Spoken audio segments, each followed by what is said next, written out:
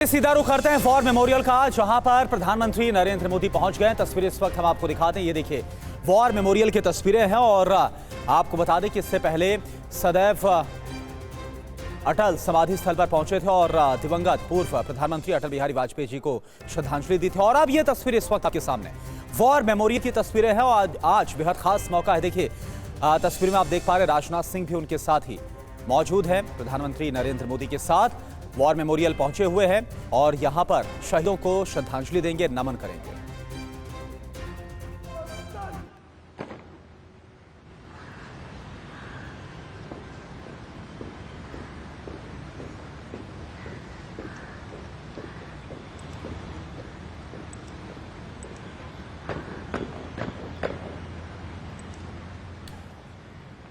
तो देखिए war memorial से ये तस्वीरें आपको दिखा रहे हैं जहां नरेंद्र मोदी पहुंचे हुए हैं। सबसे पहले राजघाट और फिर सदैव अटल और उसके बाद वॉर मेमोरियल शहीदों को नमन करने के लिए। अभिजीत हमारे सहयोगी हमारे साथ जुड़ गए हैं। अभिजीत जरा बताइए इस वक्त वहां पर क्या चल रहा है, क्योंकि हम देख रहे हैं गार्ड ऑफ ऑनर दिया जा रहा है। शहीदों को याद करने के लिए नरेंद्र मोदी पहुंचे हैं अपने शपथ से पहले।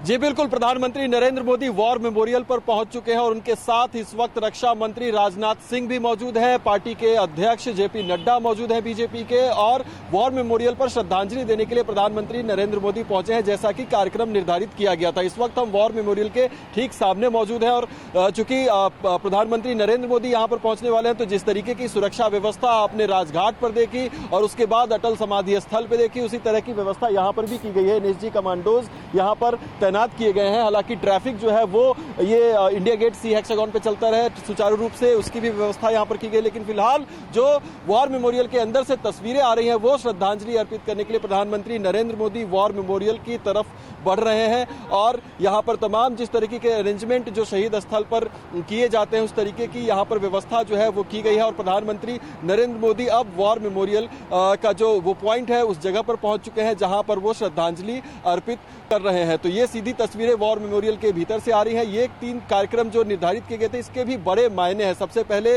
राष्ट्रपिता महात्मा गांधी को श्रद्धांजलि अर्पित करना और उसके बाद अटल बिहारी वाजपेयी को, जो कि पार्टी के वरिष्ठतम नेता रहे, देश के प्रधानमंत्री और भारत रत्न, और उसके बाद शहीदों को श्रद्धांजलि देने के लिए प्रधानमंत्री नरेंद्र मोदी पहुंचे हैं वॉर मेमोरियल और इस वक्त वो शहीदों को श्रद्धांजलि दे रहे हैं। उनके साथ सेना के जो वरिष्ठ अधिकारी जो अध्यक्ष हैं वो भी वॉर मेमोरियल के। और अभिजीत भी इस वक्त हमारे साथ जुड़े हुए हैं। अभिजीत, हम देख पा रहे हैं कि प्रधानमंत्री किस तरह से श्रद्धांजलि दे रहे हैं, नमन कर रहे हैं शहीदों को, बताइए आप। जी बिल्कुल, श्रद्धांजलि देने की जो एक प्रक्रिया होती है, सबसे पहले पुष्प अर्पित किए और उसके बाद अभी आप देख सकते हैं कि जो तस्वीरें आपको दिखाई दे रहे हैं, तमाम सेना के जो वरिष्ठ अधिकारी हैं वो भी वहां पर मौजूद हैं। प्रधानमंत्री नरेंद्र मोदी वहां पर मौजूद हैं, सेना के जवान भी वहां पर।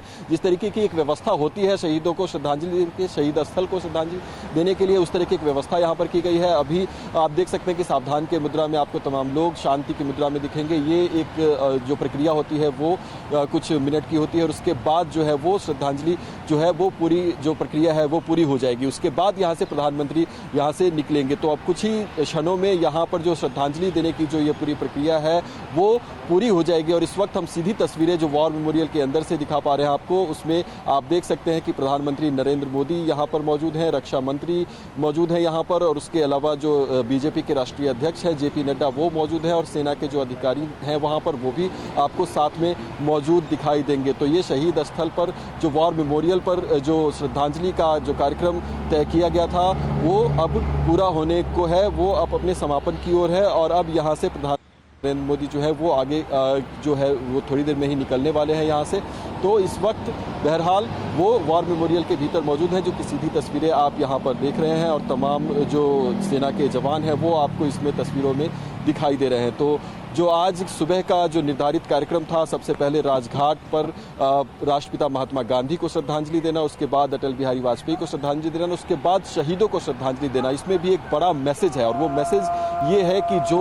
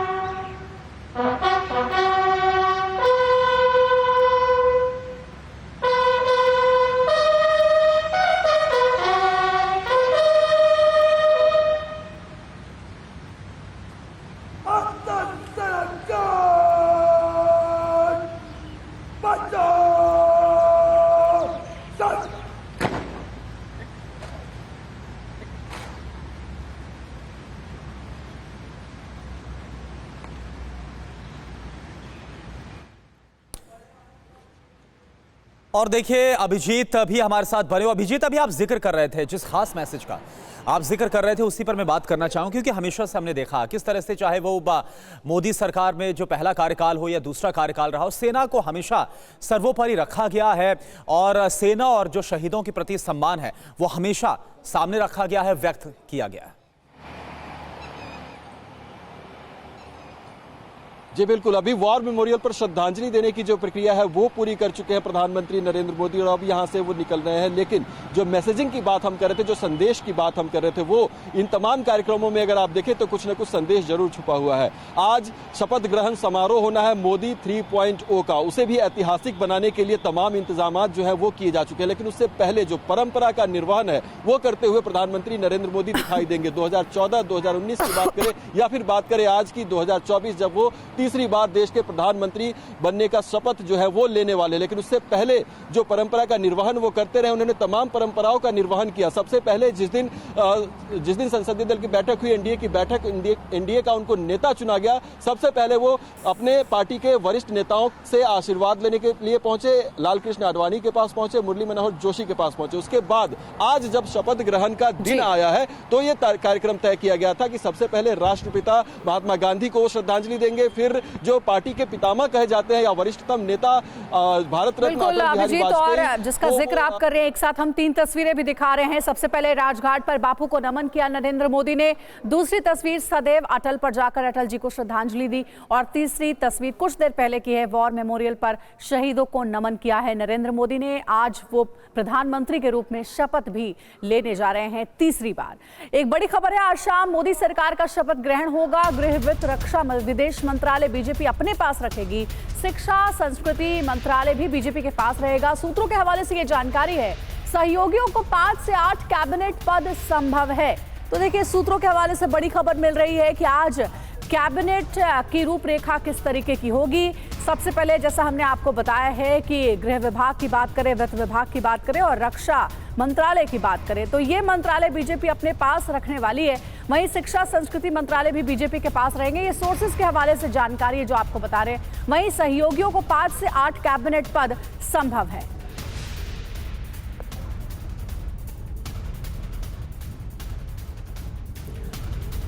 तो बड़ी खबर है, शाम 7:30 बजे नरेंद्र मोदी भारत के तीसरी बार प्रधानमंत्री बनने जा रहे हैं। शपथ ग्रहण उनका होना है। और इस बीच एक और बड़ी खबर आपको बता दें, अमित शाह राजनाथ सिंह का मंत्री बनना तय है। इसके अलावा शिवराज सिंह चौहान भी बन सकते हैं मंत्री, जो खबर आ रही है।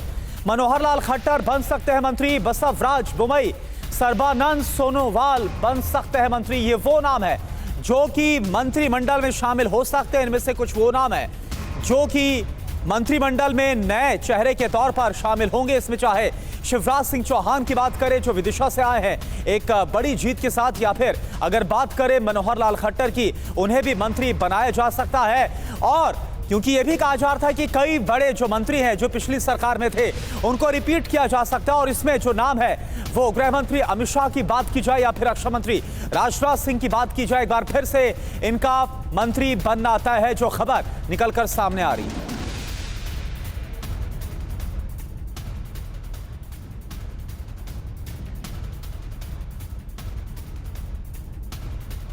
और पीएम के तीसरे शपथ के लिए आज राष्ट्रपति भवन भव्य तरीके से सज धज कर तैयार है। पूरे दिल्ली को पोस्टर से पाट दिया गया है। बीजेपी और सहयोगी दलों के सांसद आज शपथ में शामिल होने के लिए दिल्ली पहुंच रहे हैं। तो शपथ से पहले मंत्रियों के नाम पर भी मंथन हो रहा है। इस बार हालांकि बीजेपी अपने दम पर बहुमत जुटाने में नाकाम रही है, मगर गठबंधन में साथी दलों ने पूरा साथ देने का भरोसा दिया है।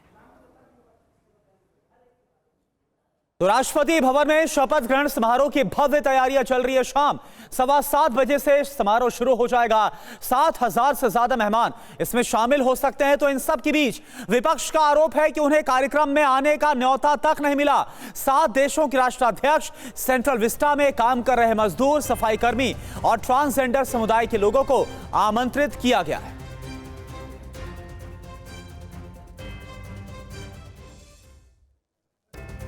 और वहीं एक और बड़ी जानकारी है, मंत्री पद के सवाल पर बोले हैं जीतन राम मांझी, मेरे मंत्री बनने पर कोई चर्चा नहीं है। HAM यानी हिंदुस्तान आवाम मोर्चा के अध्यक्ष हैं जीतन राम मांझी। उन्होंने ये बयान दिया है, जिम्मेदारी मिलेगी तो मैं निभाऊंगा। 62 साल के अंतराल के बाद ये एनडीए की सरकार में तीसरी बार वो ले रहे हैं शपथ। इसके लिए बहुत बहुत उनको धन्यवाद देंगे। जहां तक हमारी बात है, हमारी कोई बात इस संबंध में किन्हीं से नहीं होती है, लेकिन जो जवाबदेही दी जाएगी उसका निर्वहन किया जाएगा। और वहीं शपथ ग्रहण से पहले ममता बनर्जी का बड़ा हमला, शपथ ग्रहण की शुभकामनाएं नहीं दूंगी, ये पश्चिम बंगाल की सीएम की तरफ से कहा गया। संवैधानिक सरकार को शुभकामनाएं नहीं, न्योता मिलेगा तो भी नहीं जाऊंगी, बीजेपी बोली। ममता डर गई।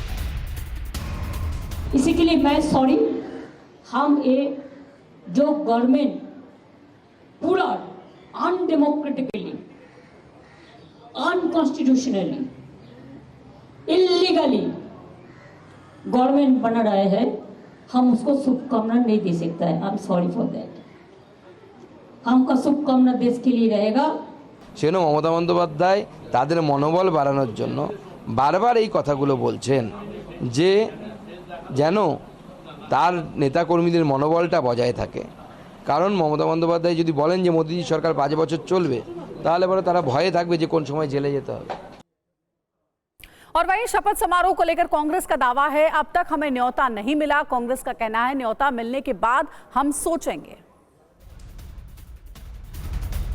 तो देखिए, कांग्रेस पार्टी भी कह रही है कि हमें न्योता नहीं दिया गया है शपथ समारोह को लेकर के, और अगर हमें न्योता मिलता है तो हम सोचेंगे। लेकिन कांग्रेस पार्टी कह रही है कि उन्हें निमंत्रण दिया ही नहीं गया है। हमारे लिए कोई निमंत्रण नहीं आया है। पर मैं कहूंगा कि 2024 के चुनाव नरेंद्र मोदी के लिए एक व्यक्तिगत हार है, एक राजनीतिक हार है, एक नैतिक हार है। प्रचंड बहुमत उनके खिलाफ गया है। और एक और बड़ी खबर, मोदी सरकार 3.0 के खिलाफ, इंडिया का बड़ा ऐलान, रचनात्मक नहीं हम आक्रामक रहेंगे, ये कांग्रेस की तरफ से कहा गया। हम वेट एंड वॉच की स्थिति में हैं, ममता बनर्जी का ये बयान। एनडीए सरकार जाने वाली, ममता बनर्जी ये भी दावा कर रही हैं। तो आपको बता दें कि आज जहां एक तरफ नरेंद्र मोदी बतौर प्रधानमंत्री तीसरी बार लगातार शपथ लेने वाले, वहीं दूसरी तरफ इंडिया अलायंस के नेताओं की तरफ से जो बयान सामने आए वो काफी ज्यादा आक्रामक है। कांग्रेस की तरफ से कहा गया कि इस बार हम रचनात्मक नहीं बल्कि आक्रामक रहेंगे, और ममता बनर्जी तो ये तक बोल रही है कि एनडीए सरकार जाने वाली है। हम आक्रामक रहेंगे। ये रचनात्मक सहयोग का मंत्र जो हम हमेशा दिया करते थे, वो एक जमाने में हुआ करता था, पर जब उस साइड नरेंद्र मोदी हैं, रचनात्मक सहयोग का सवाल ही नहीं उठता है। हम आक्रामक रहेंगे, और जो भी करेंगे नरेंद्र मोदी, हम मांग करेंगे जो उन्होंने वादे किए हैं चुनाव के समय, उसको पूरा करें। ये जुमलाबाजी खत्म हो, तुगलकी निर्णय नहीं लिया जाए। किसको पार्टी तोड़ना अच्छा काम मत करो, पहले आपका पार्टी तोड़ जाएगा। हमने नहीं तोड़ेंगे, आपका अंदर से जाएगा। आपका अंदर का सब आदमी खुश नहीं है, ये हम दिख रहा है।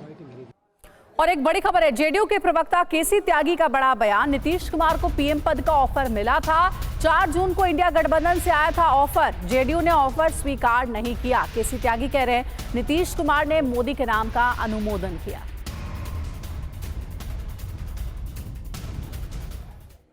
तो जेडीयू के प्रवक्ता केसी त्यागी ने नीतीश कुमार को इंडिया गठबंधन की तरफ से दिए गए ऑफर को लेकर जो दावा किया है वो अब आपको सुनवाते हैं।